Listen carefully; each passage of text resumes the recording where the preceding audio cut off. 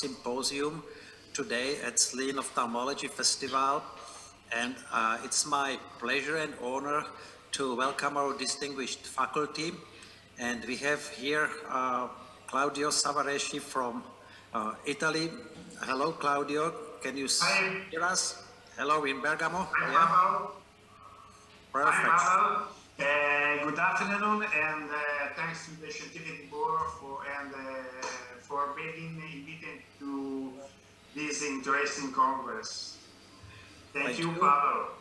We have Liliana Werner from United States. Utah. Hello, Liliana from Salt Lake City. Hello, and it's actually good morning from here, and thank you so much for the invitation. Perfect. It's my pleasure and honor having you here, and we are really looking forward to hear about your breakthrough innovations in IOLs and IOL manufacturing. I think this is something really revolutionary. We have Carsten Klappe from Germany. Hello, Carsten from Düsseldorf. Hello, Pavel. Hello, everyone. Thank you for inviting me in this lovely session, and good afternoon from Düsseldorf, Germany. So we are going to talk about one of the new lenses on the market, and we have Dr. Mishev in Sofia, Bulgaria. Hello, Lukan. Hello, Pavel. Thank you for the invitation. It's an honor to be in your event for a second time, so I'm really going to enjoy it. Thank you. Really, we are happy to have you with us again, and it will be about another innovative IOL, and we will also have two contributions from the Czech Republic. Pavel Rosival will talk us about AI, artificial intelligence, very interesting project, and I will also introduce one new lens. So, we are going to start with Claudio from Bergamo, and this presentation about LuxSmart EDOF IOL. Yeah, thank you. Good morning. Thanks to the scientific board and my friend Pavel for being invited to this interesting conference. In this presentation, I would like to tell you about my experience with the IOL LuxSmart during the cataract surgery with the femto laser. The study started in June 2020, and in February 2022, 107 patients with 214 EOL implants were subjected to cataract surgery. I would like to share with you a special case in which I have decided to integrate with the patient to implant LuxSmart. The patient is a family 74 years old with cataract, and is a request where minor good vision in the intermediate and of course for far. From the examination carried out by the patient notes absence of astigmatism in the right eye, while in the left eye and astigmatism of 1.5 diopter is detected. Not having the possibility to have a toric IOL LuxSmart, the surgical correction of the astigmatism is accepted with the use of the femto laser. In this slide, we can see the wavefront of the right and the left. The analysis reflected the visual defect in two maps, showing the corneal astigmatism on the left and the greater myopia defect on the right.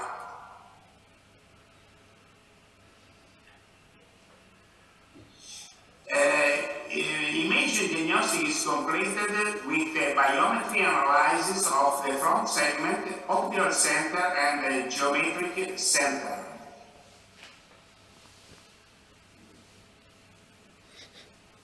How it's possible to see from the video, we have the centering of the capsule rexis and of the arched engraving. In this video, we can see the implantation of the IOL in the capsular bag after injection the viscoelastic in the capsular bag and with very slow release of the IOL from the cartridge with the directly implantation of the IOL laxative in the capsular bag. Now we can see the rotation of the IOL in the capsular bag, and if the active should remain adhesive to each other, it's possible with a small maneuver to divide them as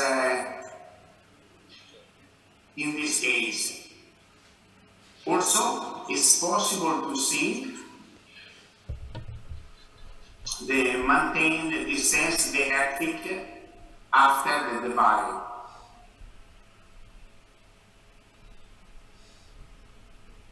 It's possible to see the complete and the accurate removal of the viscous substance above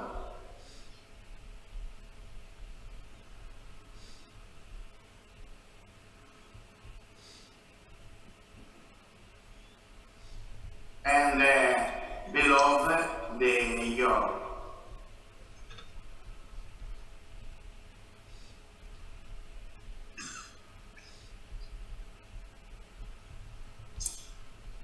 The stabilization of the IOL in the capsular bag and the perfect centering of the optical disc within the contour of the capsular resin we can see.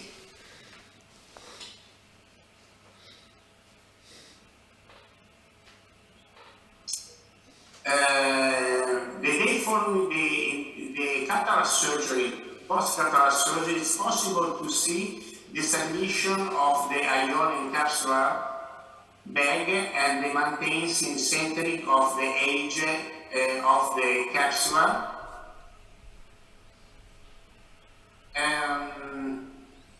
As we can see from the data reported in the slides, the refractive receipt on the first day after cataract surgery was tending to emmetropy. You can see the change of you can see the change in the pre-post cataract surgery values of the spherical aberration as the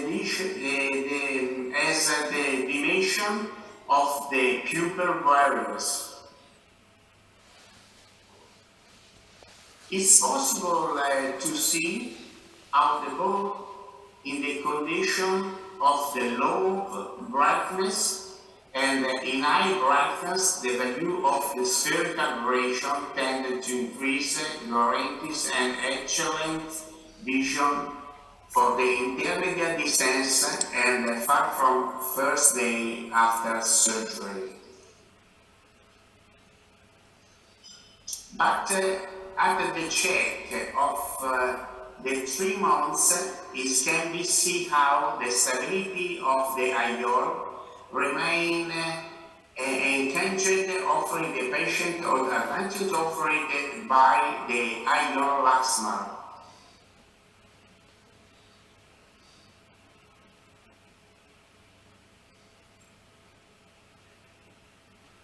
The refraction different from the first days where modest refractive defect remains in the long period towards the emmetropy. In this case, we can see the high stability of the laxative with complete absence of rotation in the capsular bag.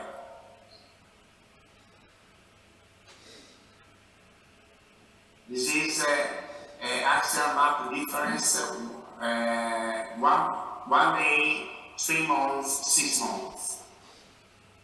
Thank you for kind attention.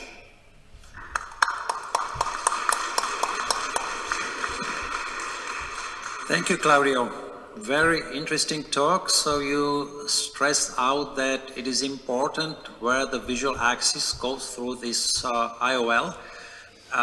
And it's, of course, important to have it through that center part if we want to get the EDOF effect. I have one question. In case of large angle kappa, have you ever tried to perhaps decenter this lens nasally towards the visual axis? It's a hydrophobic platform, and providing it's placed vertically in the eye, it might be possible to decenter it a little bit. Yes, this is a very good, interesting good question, but I think it's very important that the center the IOLs in the capsular bag, because I think this is the best result, and the level of satisfaction after the surgery the patients has always been very, very good in this technical cataract surgery, and the patients never report a nocturnal glare or arrows around the light source. And in all cases examined, there was a great improvement in the visual distance, but very, very good the IOL LuxMart, because they offered the patient complete freedom in managing the various visual tasks on the distance, freeing them from the use of the glasses and the most visual situation.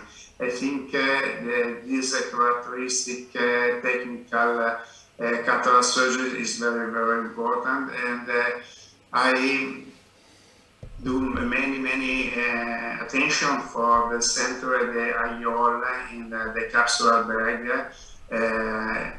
before and after the cataract surgery.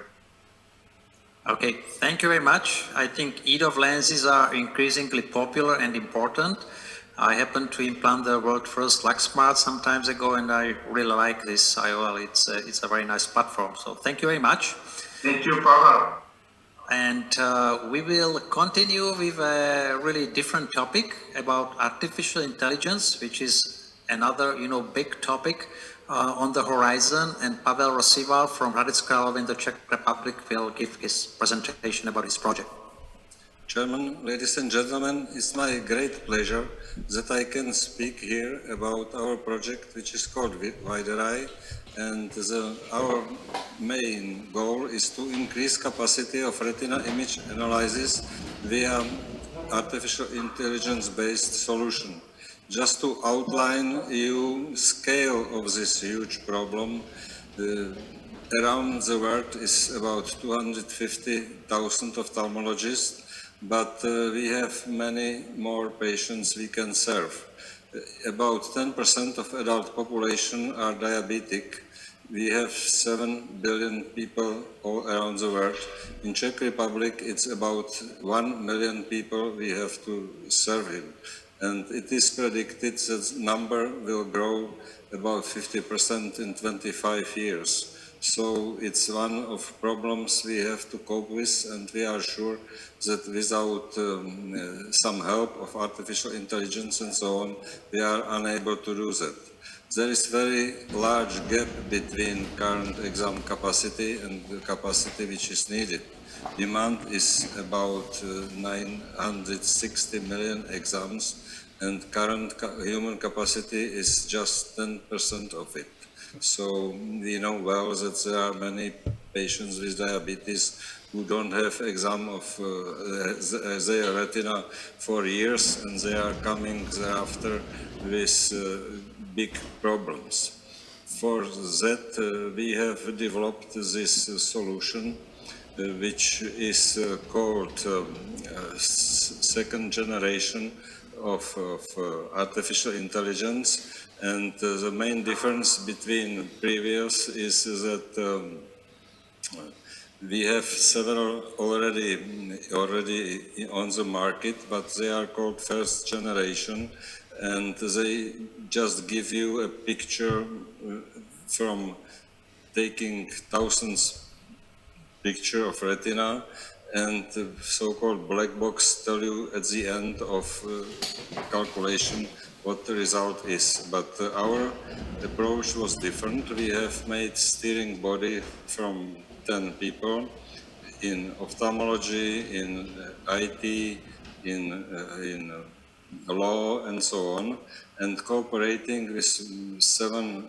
universities, with Technical University in Ostrava, with Supercomputing Center in Ostrava. We have got grant from Technical Agency of Czech Republic, and also cooperated with over 30 ophthalmologists. And we have taught computer to show, to understand different pathologies and be able to find them on the picture. Can we get live, because you are showing me a little bit different presentation I had. Here we have a picture. We will let him analyze. Please do it. It's real time. In 4 or 5 seconds we have result, and you have seen, you can see here on your left side is a picture which is analyzed by previous system called black box, first generation. It tells you which kind of diabetic retinopathy it is, but our system allows you to see not only this final result, can you move it, the cursor through, but can give you different pathologies. Could you move it to the right?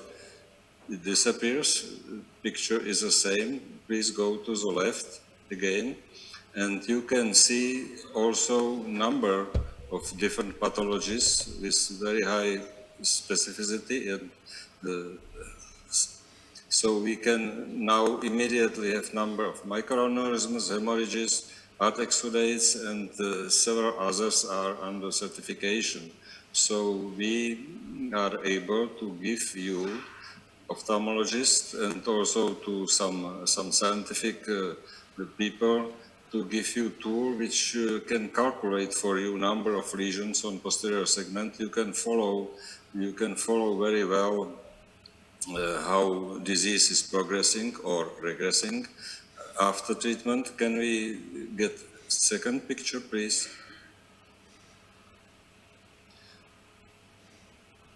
So again, it's real-time analysis, and it's a worse. You can see that's the fourth step of proliferative diabetic retinopathy. Can you move it left-hand side? You can see large lesions with heart exudates especially, but also hemorrhages, microaneurysmas, and others are also calculated on in the final analysis. So this is a system. Next, please. You can also, can we go forward? So we would like to get this system in 1 year FDA approved, and get also some possibilities for age-related macular degeneration for glaucoma, and we are sure that such system will be really great breakthrough in our care of patients, because it's not aimed to work instead of ophthalmologist. It's a tool for diabetologists, which can have currently very cheap camera in their outpatient departments, and they can screen patients by themselves. It can be done by nurse. We tried it, and in 1 hour we were able to screen hundreds, so it's very easy to do it. and the nurse can do it before patient goes to medical specialist and tell him or her it's better, it's the same. So it's the first time we have such a screening available with very high specificity, and also because everything is exactly calculated, it can give you, it's possible to have it FDA approved with very precisely, and it's way I expect and we are sure we can go with. Thank you very much.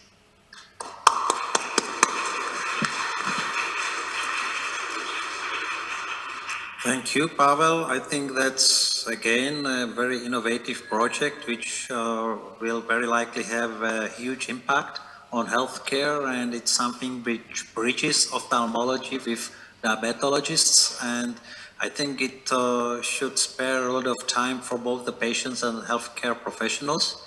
So I think great application of artificial intelligence. Do we have any question from our international panel?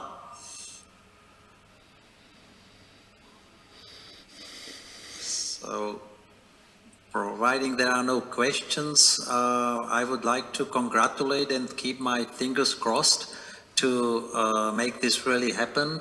And it's a big project with big milestones, so it's a lot of work behind this project and also a lot of work in front of you. Congratulations. So the next speaker is Lukan from Bulgaria, and he's going to talk about another EWIOL and the importance of angle kappa specifically, and I'm really looking forward to hear that. Dear colleagues, I want to share my personal experience of over 3 years using Synthesis Plus EDOF-IOL, my patient selection criteria, and my observation over angle kappa tolerability. This is a stereo-coaxial illuminated picture taken through the optics of the Synthesis Plus, and you can clearly see a few transition areas which are highlighted as dark rings. So what it's important to note is the central area, which is fairly large. What are the principles behind this technology? There is a balancing between 4th and 6th spherical aberration, which in theory might provide over diopter and a half extended depth of focus without sacrificing the quality of the imaging. Let's not forget that the human eye is a refractive system, and this is a refractive principle of modification. Here is a case of a young female in presbyopic age, which wanted to be more or less glass independent. And here is how you can see the hydro implantation through 2.2 millimeter incision, which is astigmatism neutral. And since the cartridge is 1.6 capable of implantation, you can go inside, not wound assisted. So it's really easy and a really stable platform. Then what we found, this is the internal wavefront, and you can see the visual axis as a cross mark in the middle of the orange area, and our refraction. So here we see the large central zone, and my observation and assumptions are that it is more independent from angle kappa. We can orientate ourselves about angle kappa even when we do a lens star measuring, and you can see on the right side of the image where is the center of the pupil and where is the optical, the visual axis of the eye, which completely coincides with the internal wavefront taken after the surgery. And here is the same picture, and I want to stress your attention on the yellow ring. This is the landing zone of our visual axis. which is really large, and I perceive this as the most beneficial part of the IOL. What is angle kappa? Actually, the angle kappa is the angle between the visual axis and the pupillary axis. So it is important to have a large landing zone in order to not have any unwanted refractive and light phenomena. Here is an example of a competitive IOL platform, which is EDOF again, and you can see a patient with a big offset of his visual axis according to the pupillary axis, so large angle kappa, and you can see on the internal wavefront that the visual axis is actually landing on the transition zone between the central EDOF element and the refractive periphery of the lens. So we need to consider angle kappa in our patient selections when we have an implant with a smaller central area. Here, regarding Synthesis Plus, what is my approach? The best candidates are emmetropes and hyperopes, especially the hyperopes are completely happy. High myopes are not happy when we target them on emmetropia because they are more keen to their near vision performance than to the far vision performance. What is the other viable option? We can target the dominant eye to plano, and after the surgery, if the patient wants a little bit more near performance, we can target the other eye to minus 0.5 or 0.75 diopter, and it is clearly a viable option because they get some sort of binocular trifocality without any unwanted light phenomena. So I think that the magic phrase with EDOF lenses, especially with Synthesis Plus, is you will need a plus 1.5 diopter reading glasses for small print. We need to always stress that. Otherwise, the patient can get the feeling that he will be glass independent at all, and later on he will be not satisfied. And the magic rule, which I think will change the landscape of how we offer our IOL choices, is don't compete with multifocals. I think that Synthesis Plus is a new opportunity between monofocals and multifocals, but the performance of the EDOF, refractive EDOF IOL as this one is not competitive to the near performance of the true multifocals. Of course, there are other benefits. There are no light phenomena, unwanted ones, no glare, no halo, no starbirds, but the near performance is not like the multifocals. And I have a question, what is angle kappa? Is it the angle between the line of sight and horizon, the angle between optical axis and visual axis, or the angle between the gaze and the nose, or the angle between the pupillary axis and the visual axis? Thank you for your attention.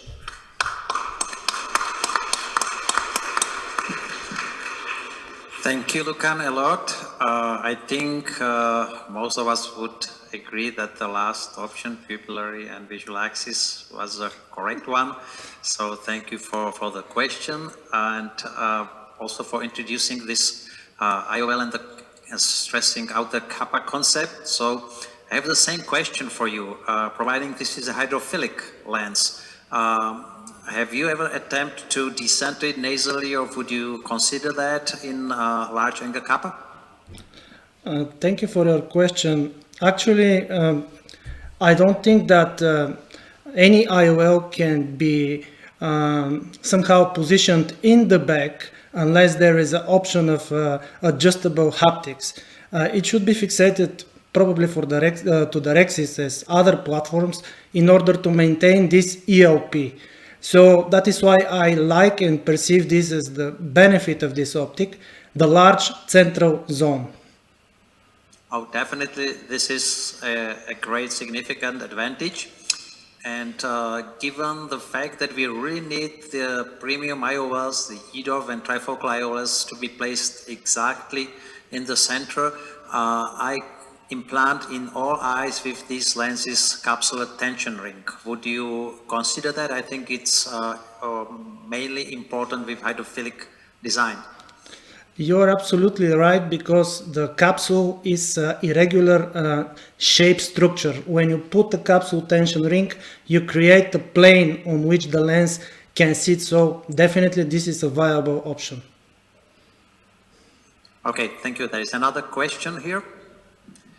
What is your view for posterior capsular axis as prevention of secondary cataract in this EDOF IOLs? You mean as a primary procedure? Yes, primary, during surgery. It happened to me once during INA, and it was involuntary. And you can do it because the unfolding of the platform is really controlled and slow. But as a primary procedure, I don't do it, because I think that the posterior axis might affect the predicted EOP. Yep, that's also important. It's a tricky surgical step, and some surgeons really love it. Some perform it even as a primary step in majority of surgeries, but it's still not the mainstream. Yes. So we'll see in the future. But I think Jan is, one of the proponents of this. So it's all, of course, good to keep the visual axis as clear as possible. But there are some controversies. So thank you so much. And the next presentation comes from Germany. Carsten Klappe is going to talk about a really innovative sinusoidal IOL. And as we, Carsten, have also experience with this IOL, but much shorter than you, I'm going to start with a short video about the implantation of this lens. So let's have a presentation, and then we switch over to your presentation. So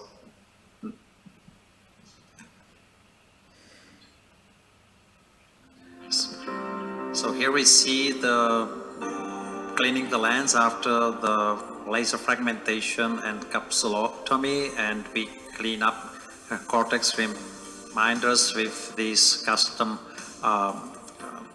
tools from our clinic. And as I said before, I really implant this capsular tension ring with every IOL. We didn't use any viscoelastic for the implantation, and this is a box of this sinusoidal IOL which is in that vial, and we will open the vial shortly to showcase this implant, which has absolutely unique trifocal sinusoidal optic, which should give us more advantages, less light loss and less scattering. It's in a small holder, and you see the detail of this sinusoidal optic with no sharp ridge. Here we will put this lens into the cartridge and close the cartridge, and the lens is ready for implantation, which is typically done through 1.8 millimeter incision. And you will also see implantation with no use of viscoelastic material. The lens unfolds just very nicely, not too slow, not too fast. We center it in the capsule bag, and I will provide one more overview of this unique optic of sinusoidal trifocal IOL, which is the only in the world. So that's something technically very, very unique, and I would say even unexpected sometimes ago. And Carsten will tell us more about this unique lens. Thank you very much for inviting me to your symposia to present our results with a new trifocal IOL called Acrinova Trinova Pro C Adaptive. A trifocal IOL with a modified sinusoidal optic design and pupil adaptive. Here we see some details about the lens itself. The lens combines two different acrylates that offers an hydrophobic surface with hydrophilic flexibility. The optic diameter is 6 mm, the overall diameter 13 mm. The lens has a 360 degrees sharp edge design, and a C-loop haptic with 0 degree of angulation. A very and unique outstanding parameter of the lens is the light transmission rate of 93%, unique for a trifocal intraocular lens. Here we see a short video about the implantation of the lens. I use a Medicel shooter system with a 1.8 millimeter tip up to 26 diopter of IOL power.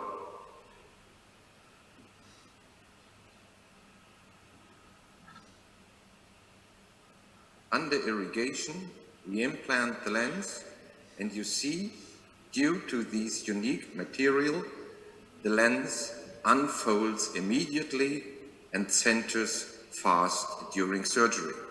This picture shows the excellent and immediate centration of the lens day 1 and 1 month after surgery. We compared our first 37 patients, and you see the excellent visual acuity from near to far, including intermediate. Due to the fact that there are at the moment no toric model is available, we pre-selected patients. No patient had a pre-op astigmatism of larger than 1 diopter.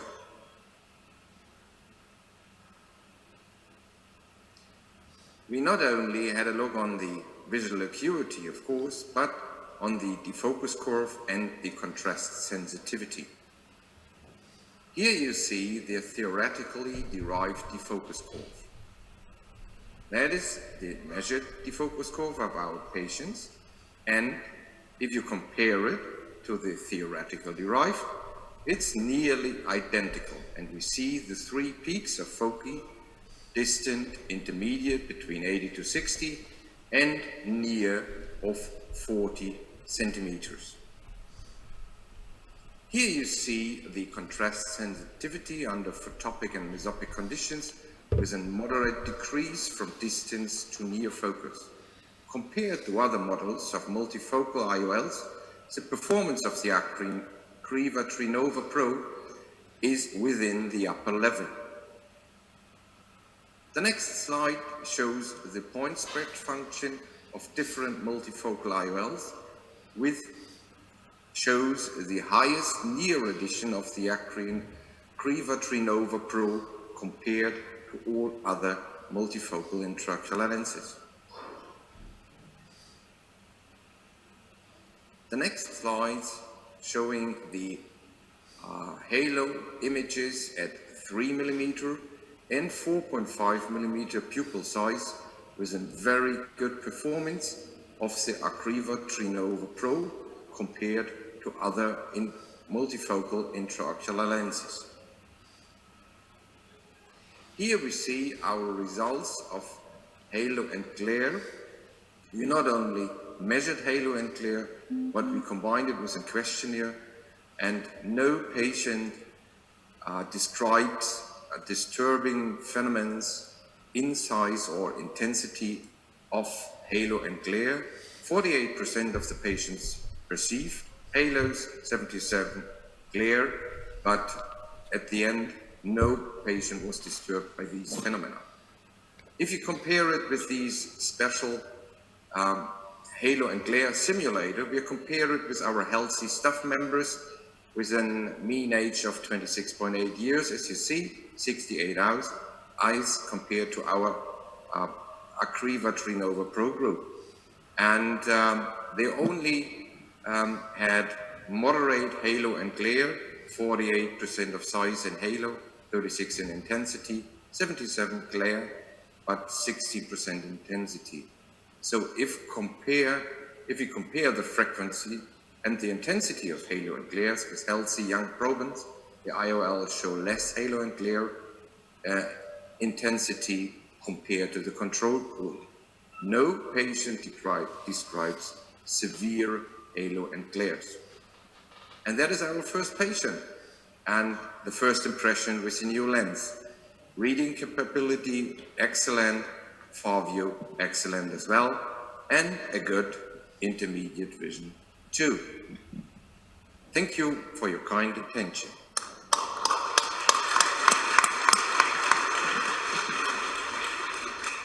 Thank you, Carsten, for sharing your first experience with this innovative design.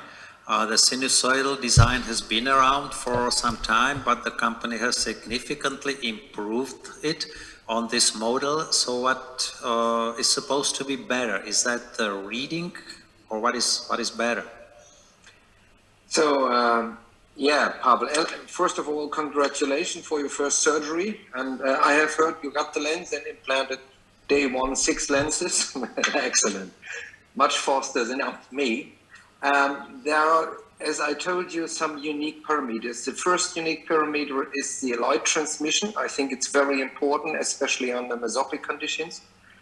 The second unique part is the central optic zone of about 1.4 millimeter. It seems very small, but you pointed it out today during your excellent meeting, the importance while implanting these lenses, EDOF lenses or multifocal lenses in patients with a larger angle kappa. So, and as larger the central optical zone is more failure forgiving the optic works in a patient with a higher angle kappa. And yes, you are right. At the moment, the Trinova Pro is a lens with the highest near view addition. So it's up to 3.6 diopters measured. And so it's for the really book-loving guys, in my opinion. Thank you so much. So regarding the centration, would you consider also using capsule tension ring with such lenses, or not your Very important point, and it's my same routine in all of these patients. We use capsular tension rings, first for centration, and second to achieve immediately the post-op visual acuity at day 1. So there will be no change in axial drift, or so there's no shrinking. I think very, very important, yes. We have nowadays many lenses on the market, and it's really a lot of innovations. Can you predict if you have idea which type could prevail in future? If I could... No, it's a difficult question. Absolutely. No, it's like finding the Holy Grail. So, but... So it's like there is a horse for every course. We have patients loving trifocal lenses and fitted, and so I personally, if you ask me what your lens would you choose if you want to go spectacles free, I would choose a trifocal lens. But on the other hand, we have patients not accepting any halo, any glare, and accepting a lower bifocal vision. So we do in these patients a blended vision with EDOF lenses, for example, to reduce these side effects. So I think there is no need of the one lens. We will use different lenses, and we adapted to, we called it the My Lens concept. So, and that makes cataract surgery at one end a little bit more difficult, because we have so many lenses that we are able to do to give our patients the solution he is looking for. And I think that is the excellent message.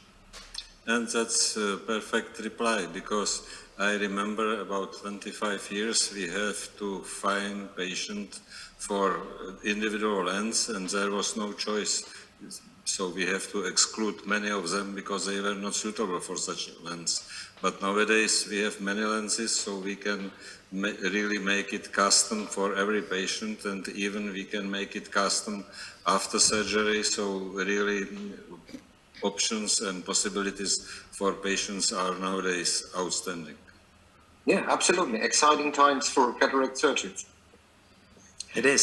So is there any other question from our international panel to Carsten?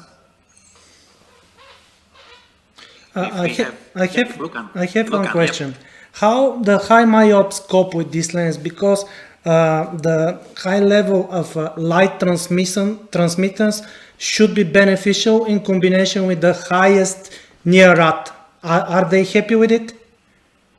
So we only implanted the lens as far as the highest myopic patient was about 5 diopters. It's Pretty enough. up. And yeah, it's enough. And we know myopic patients are challenging, especially in near view, because if you have a myopia of -5, you can read until the day of surgery everything. And the high myopics for me, and as far as I know, remember you pointed it out in your presentation, let them go on one eye. So usually with the trifocal lens, we pointed out strictly ametropic, and with the high myopia, we address a little bit more to myopic, mostly on the near view dominant eye. Yes, a little bit of mix and matching. But myopic patients challenging at all. Yeah, sure. Yeah, thanks. Thank you so much. It was really interesting, and I think now ahead of us is the most interesting talk of the day, because my guess is that this technology has a potential to really, influence eye surgery most, by far, from everything which we have heard today. So Liliana Werner in Utah, USA, is going to tell us about how to manufacture custom lenses in the future. Hello, Liliana.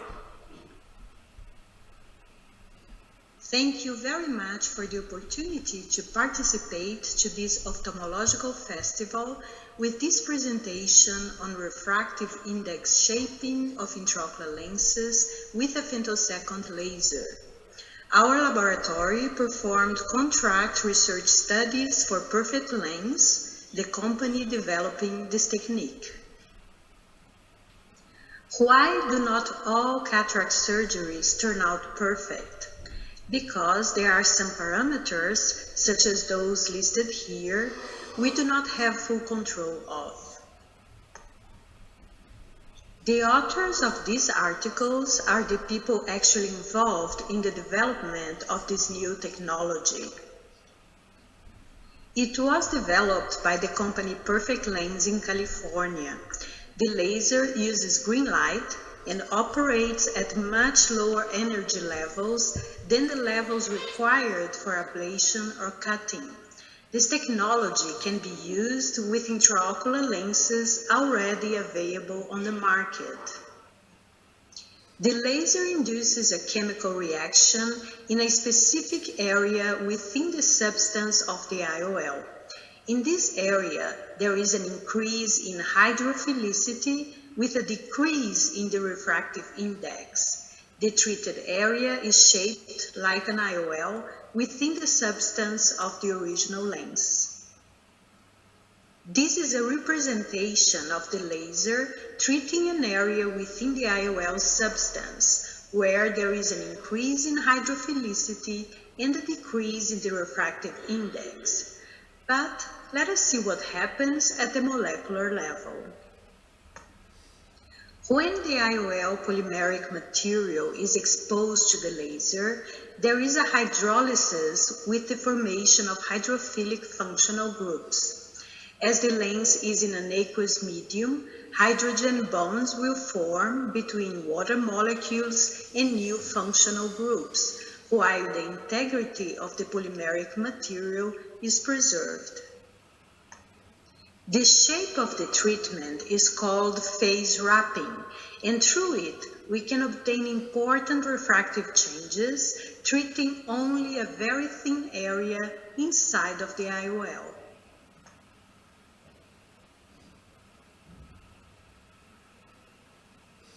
As the treated area is very thin, several other corrections can be made later, using areas above or below the initial area.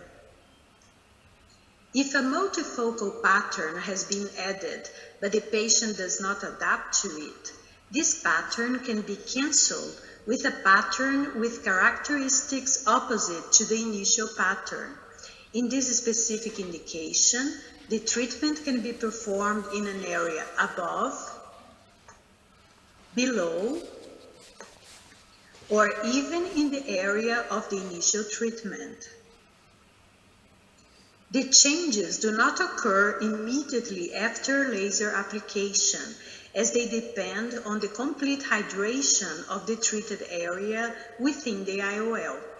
Complete hydration of the treated area will be reached at different time points depending on the base material of the IOL.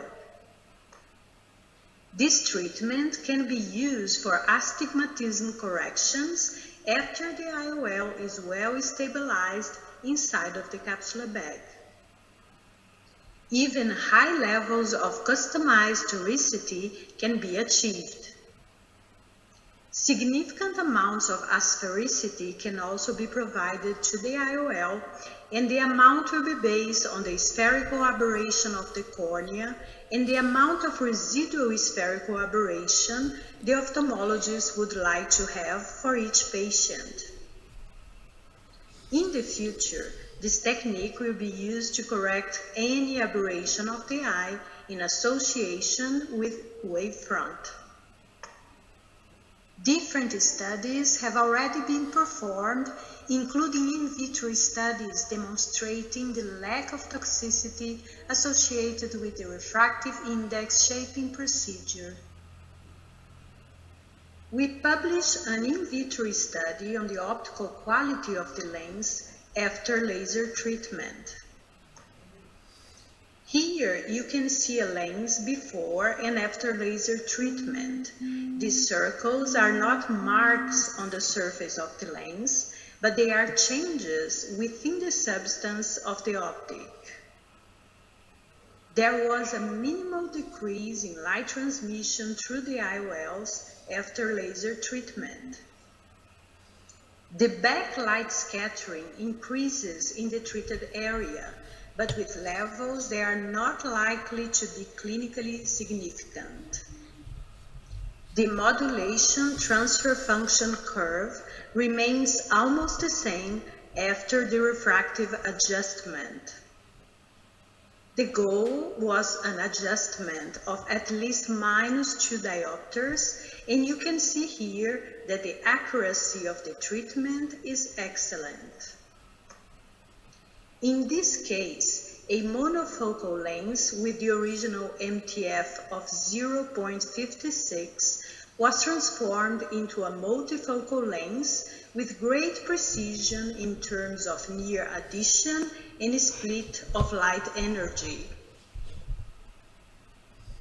This same lens was transformed again into a monofocal lens with a final MTF of 0.52, which is very close to the original MTF of 0.56. We performed the first in vivo studies of this technology using rabbits. The same hydrophobic acrylic IOL was implanted in both eyes, and the lens in one eye was adjusted. We followed the rabbits for 2 weeks after laser treatment.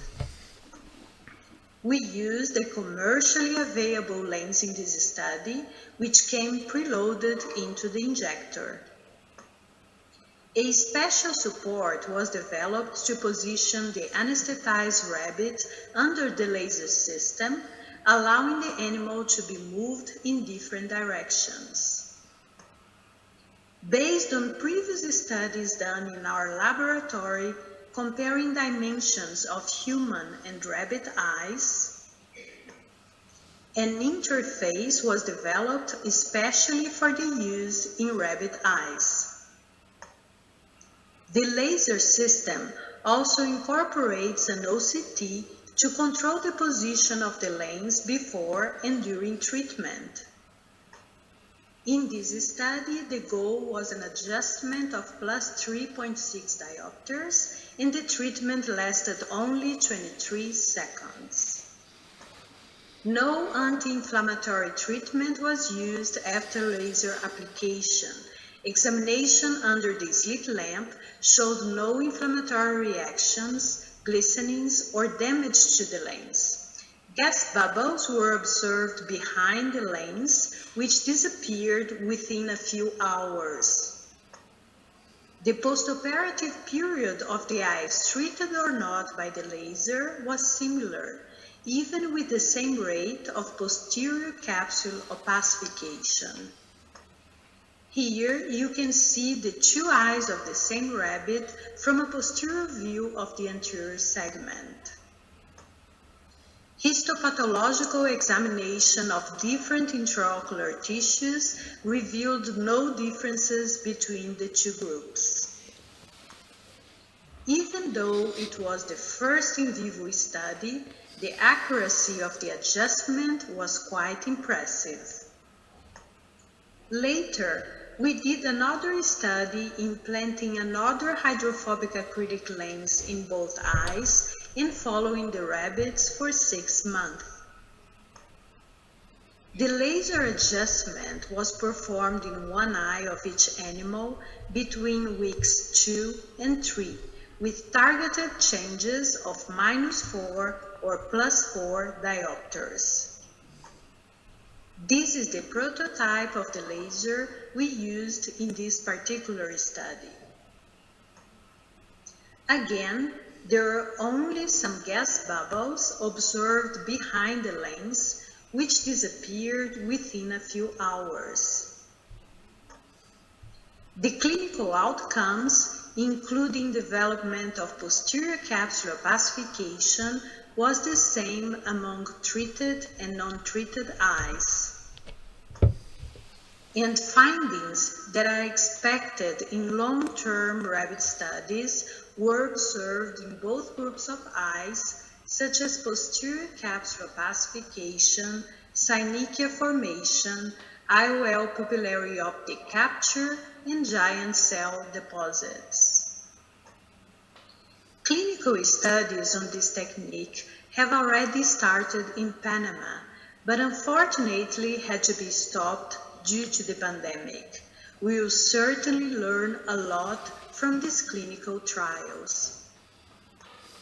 Besides the in vivo IOL power adjustment procedure, the manufacturer came up with a manufacturing concept using a different femtosecond laser unit.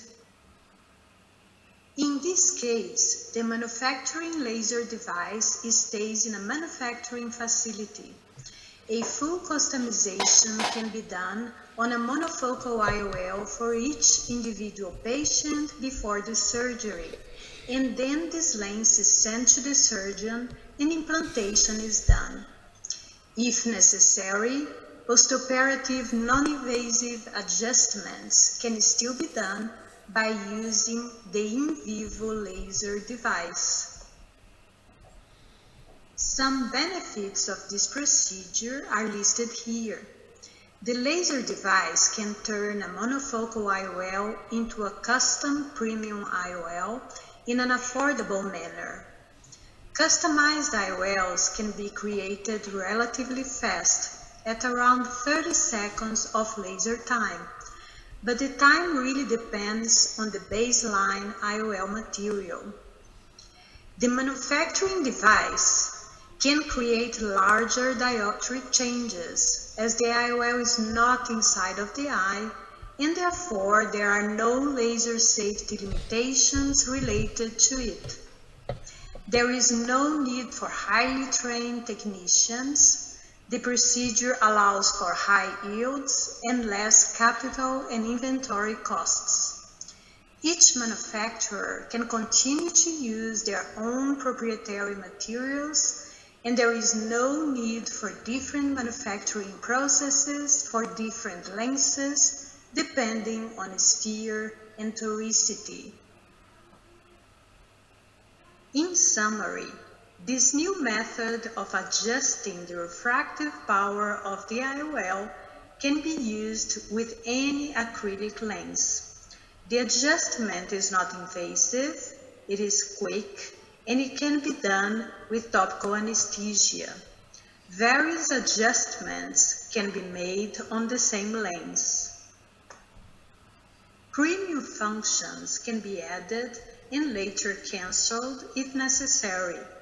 The patient does not need to wear special glasses in the postoperative period, as it is the case with the light adjustable lens. And in the future, it is possible to design a laser system that can make refractive adjustments of the IOL, as well as cornea and cataract surgeries. Thanks again for the opportunity to participate to this festival, and thank you all very much for your attention.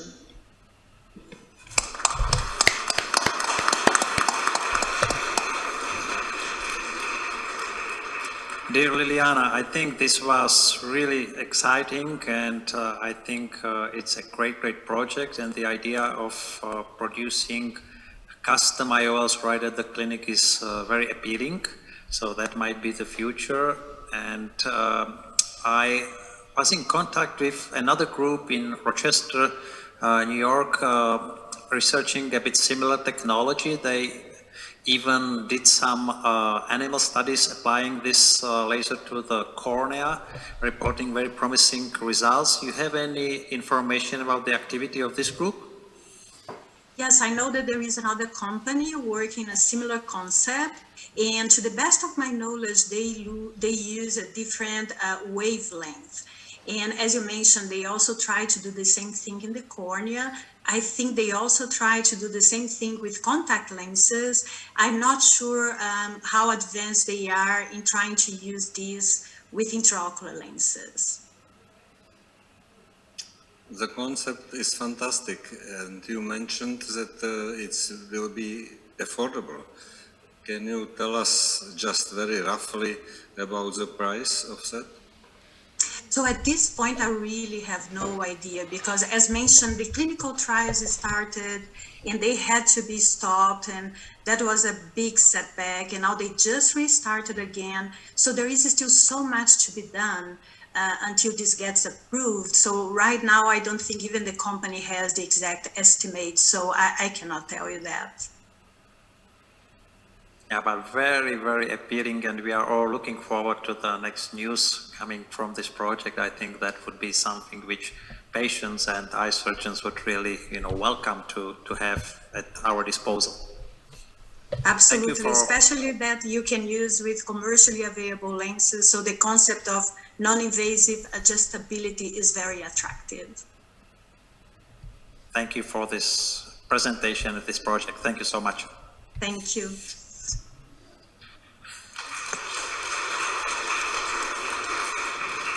And the last presentation of this session will be about another new trifocal lens. And you see our clinic for the last time today.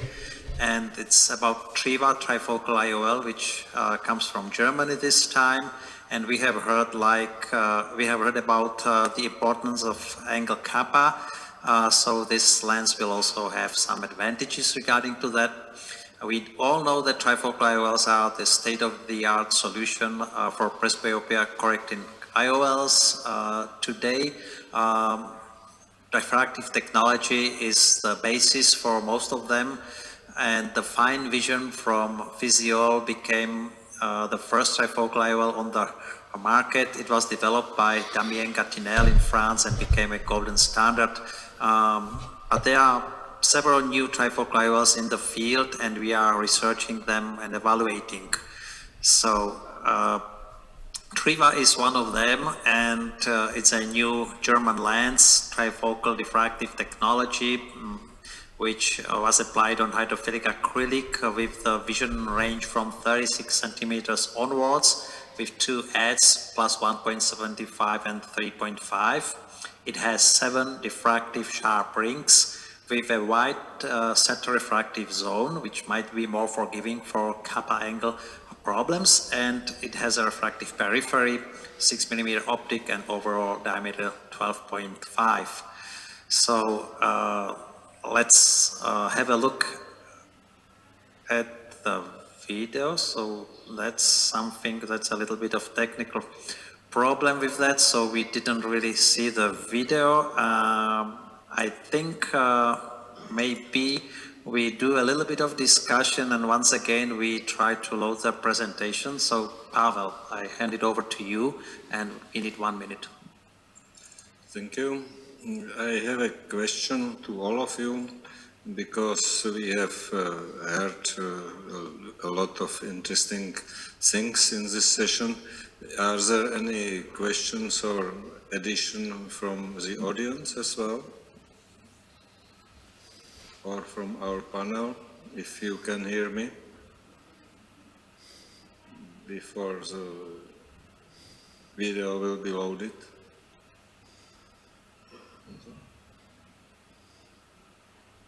Just few comments to previous lecture, if I may, because this idea, it's really great breakthrough in our possibilities to handle with patients, because you know how sometimes they are unsatisfied with half diopter, quarter of diopter, they are not satisfied with, let's say, multifocality, despite all precautions.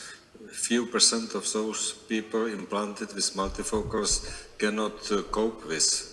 So idea that we can in some fact erase it and make them happy again. So I am sure that this technology, if proved to be clinically useful, and we all hope that it will be something that will put our implantology on the next level, and I am sure that patients will love it and we will love it as well, because it can erase all troubles with calculation, with problems of several formulas and so on, and also it can change our way we store lenses, because we can have less types and add, let's say, toricity, multifocality, because it's really difficult to get all of them on the stock, especially on smaller clinics. So this will solve many problems thereafter. So I am looking forward to see this technology approved. Let's hope in 3 years maybe it will be on the market already.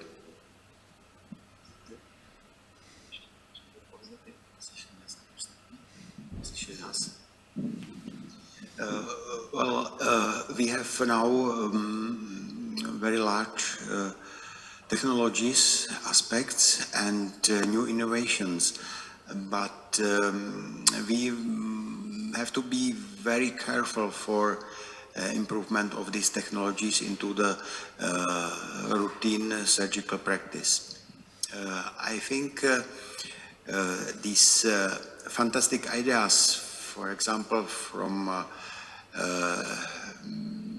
Mrs. Werner, is very interesting, but I could be very careful for changes in the raw material of the IOLs, and it can be not the aspect of 1 year, but the changes in the raw material can be induced in 5-10 years, as we have seen in IOLs from Medenium in Matrix.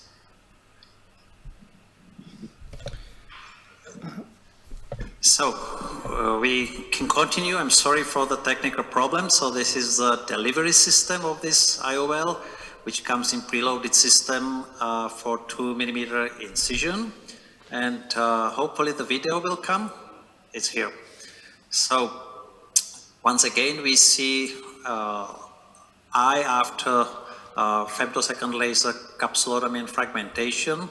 So we phacoaspirate this cataract, which goes fast after the laser, and we will clean the capsular bag to get ready for implantation.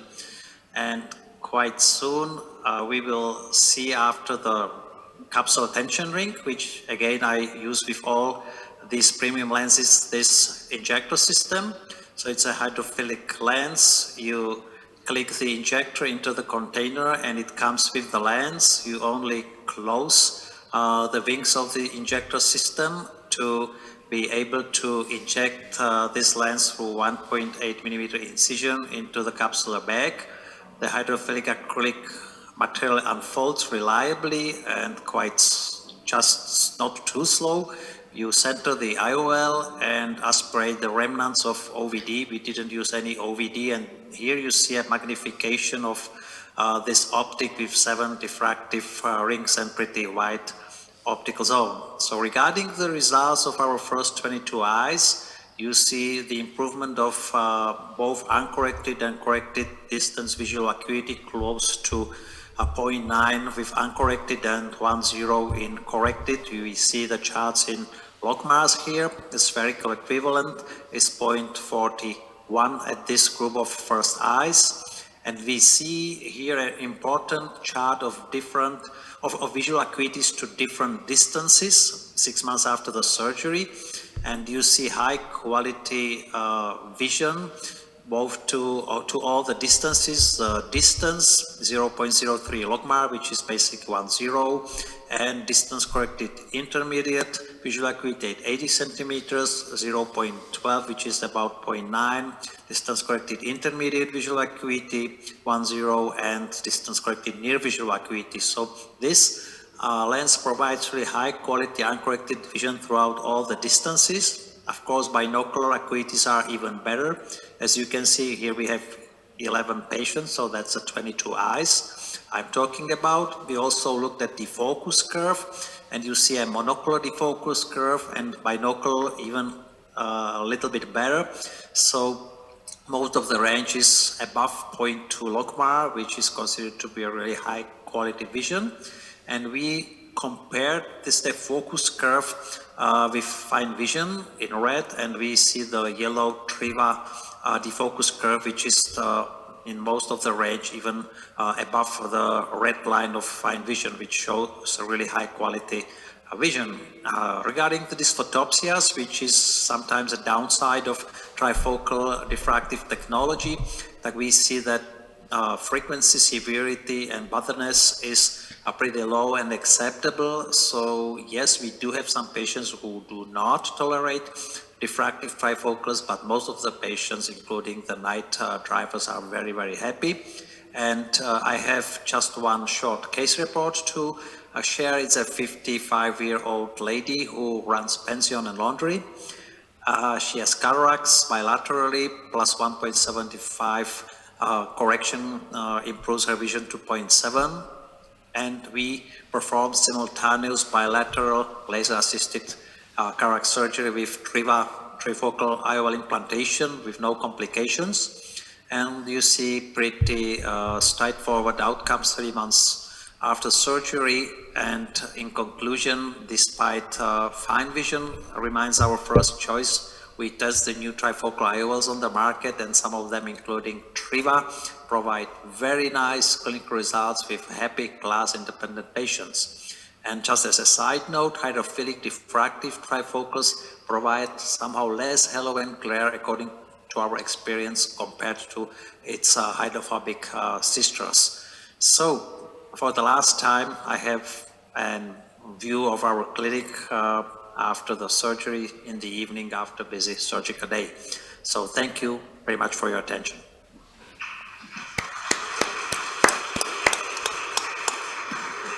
And I apologize for the technical issue, and I'm open for questions.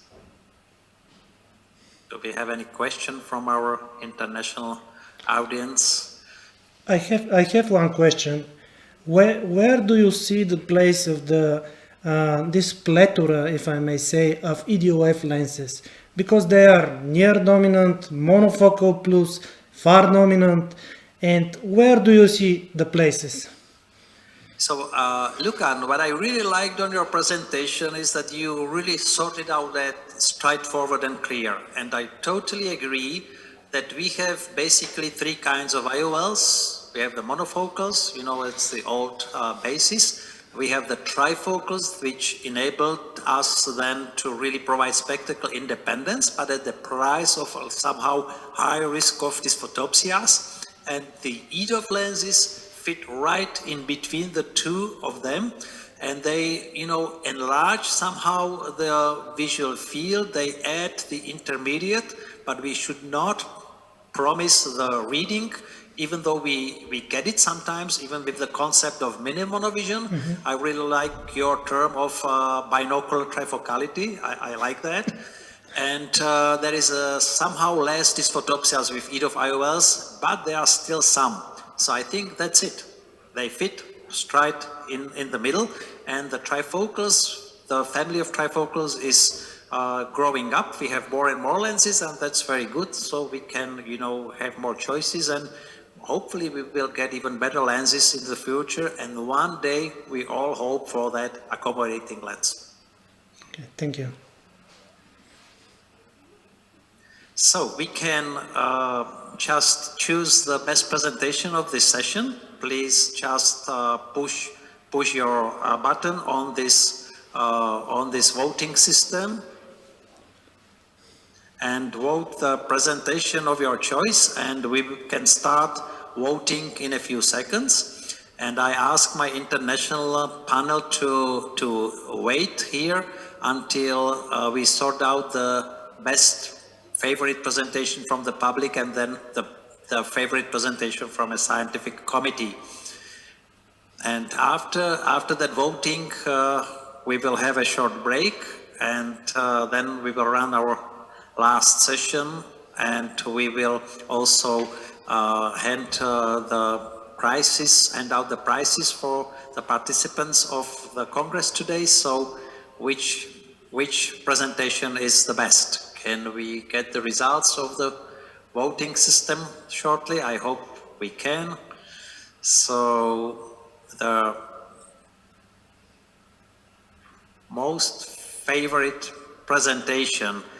Okay, Claudio, that's you. Is that correct or not? Not yet? Is it still working? The system is still working, so maybe Claudio, maybe not. You call it in German, spannend. Thank you, Pavel. Yeah, that's it. You are the winner. Oh, good! Oh, wow. Congratulations. So the public Thank you. Choose your presentation. All perfect. And now we are going to choose the best presentation by the scientific committee of this Congress, and that's clearly Liliana. Wow, Liliana, congratulations. Thank you very much. Thank you all for your contributions, and have a nice evening, have a nice weekend, and we will continue with the Congress here in the Czech Republic. Goodbye, bye. Bye. Thank you, Pavel. See you. Bye. Bye, Pavel. Thank you. My si tedy dáme krátkou přestávku a za 10 minut v 15:40 rozběhneme poslední blok, po něm vyhodnotíme nejlepší přednášku letošního kongresu, rozdáme